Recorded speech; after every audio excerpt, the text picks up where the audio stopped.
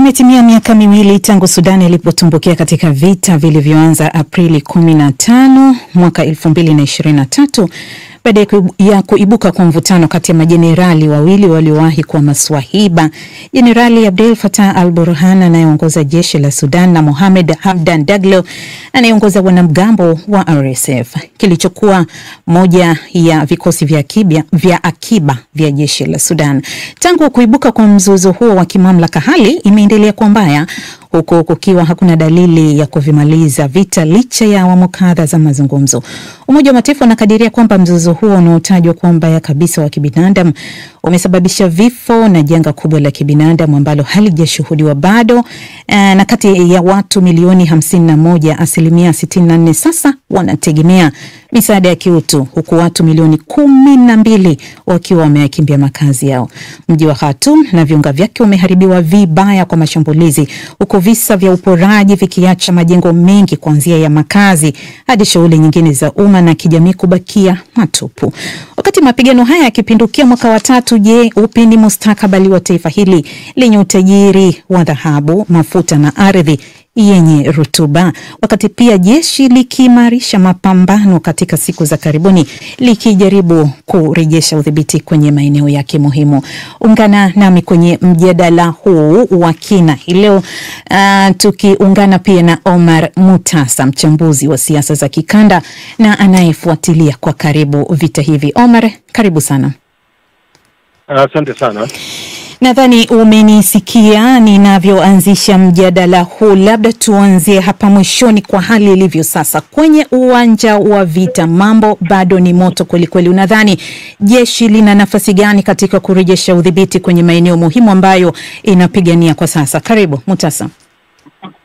Asante. Nadhani kinachotokea sasa hivi ni vita vinaonekana bado vinaendelea.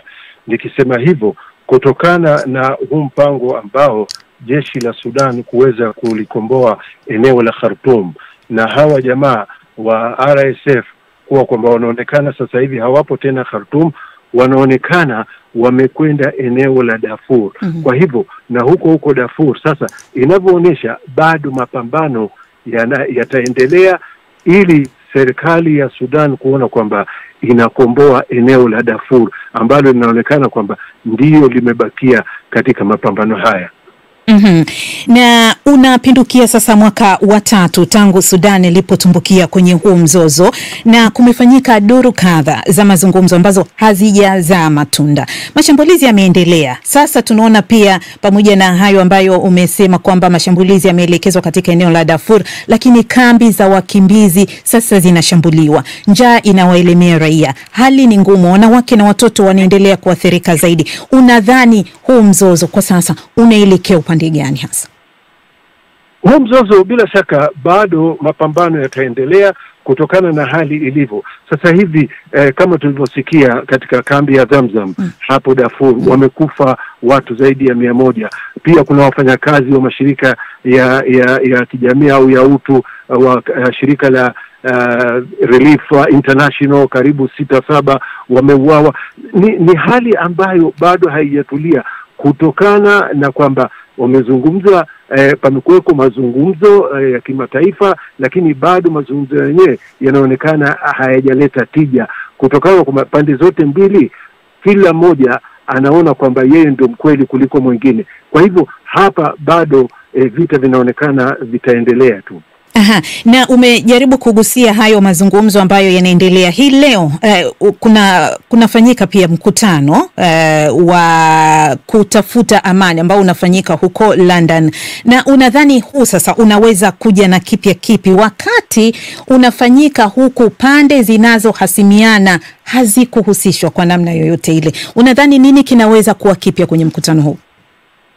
Sidhani kama mkutano huu utakuja na tija yoyote iliyokuwa ya manufaa. Ilivyokuwa kama walivyosema kwamba sio kwamba pande zote mbili zinafanya nini, zimehusishwa katika mazungumzo. Alafu hata kama zikiwa zimehusishwa, ikiwa wale wababe wakubwa Burhan Abdul Fattah na Mohamed Daglo kama hawajashiriki katika mazungumzo hayo, itakuwa kwamba sio mara ya kwanza mazungumzo kama hayo kufanyika. Hapana. Kwa hivyo ni mazungumzo ambayo yapo, lakini kama nilivyosema ikiwa wababe wawili hawapo, hapatakuwa na tija ambayo itakayoweza kusimamisha mapigano haya.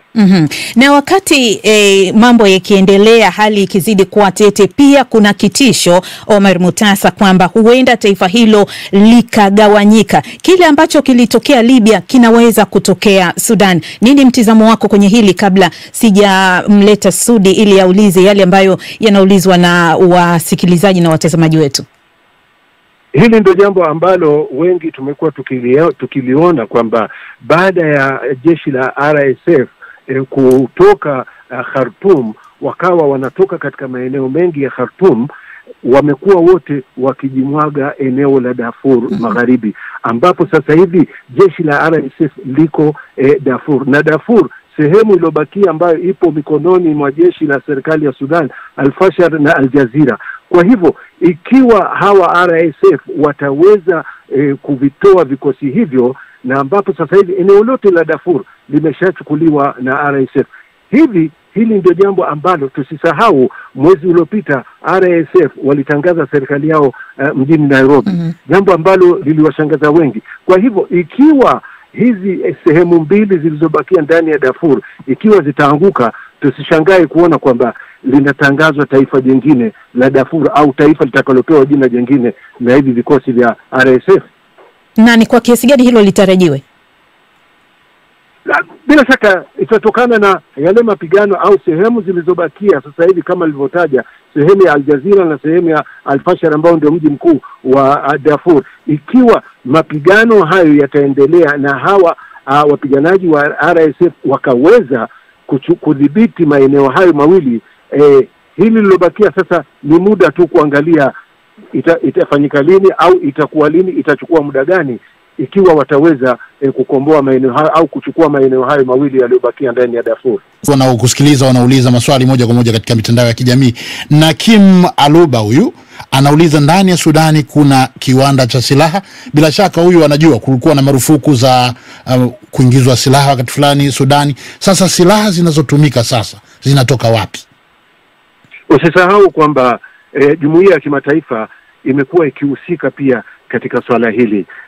Upande wa serikali ya Sudani wamekuwa wakidai kwamba Umoja wa Falme nchi za Kiarabu UAE wamekuwa wakilisaidia kundi hili la Mohamed Hamdan Dagalo, ushafahamu. Na pia Saudi Arabia kwa upande mwingine imekuwa ikisaidia serikali ya Sudan, licha ya kwamba kumekuweko vile vikwazo ambavyo vilikuweko, siji kama vishaondoshwa, vikwazo vya silaha. Kwa hivyo bado jumuiya ya kimataifa, tusisahau na Urusi pia nayo imo katika mzozo huu, ambapo siku za nyuma wao pia walitaka wapewe mkataba wa mafuta na mkataba wa dhahabu katika eneo la Port Sudan. Haya yote matatizo, suluhu itapatikana. Ndivyo inavyokuwa. Mafahari wawili wakipigana, nyasi huwa ndio zinafanya nini? Ndio zinazoumia. Bila shaka linalokuwa na mwanzo halikosi kuwa na mwisho. Sasa hivi wa Sudani nchini Uganda wakimbizi wanapata zaidi ya 70,000 ambao wako hapa. Kwa hivyo hili swala lazima litapatikana hali yake au ufumbuzi wake, na hatujui nani atakayeibuka mshindi mwisho wa siku. Lilian, una lolote la nyongeza? Kidogo tu nilitaka kumuuliza Mutasa kuhusiana, tukiacha haya mafahari wawili wanaopigana sasa, nikimaanisha jeshi na RSF, kuna migogoro mingine, kwa mfano ya kikabila na kidini, lakini pia hata mifumo ya kisiasa. Haya sijui ni kwa kiasi gani yanapewa nafasi katika mchakato mzima wa kutafuta suluhu, na kama yakiendelea kubakia kama yalivyo, pengine yataendelea kwa namna gani kuhujumu mchakato mzima wa kupata suluhu ya amani? Nchini Sudan naweza kukuambia kwamba hakuna makabila mengi.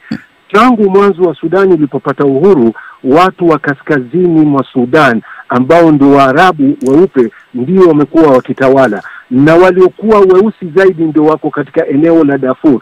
Sio makabila mengi ambayo yamekuwa yakipigana, lakini ukisahau kwamba kila serikali nchini Sudan ilikuwa ikidhibitiwa na jeshi la wanajeshi. Kwa hivyo swala la makabila sio kwamba wamekuwa wakijitokeza sana, kwa sababu jeshi limekuwa likidhibiti eneo la Sudan kwa muda mrefu sana.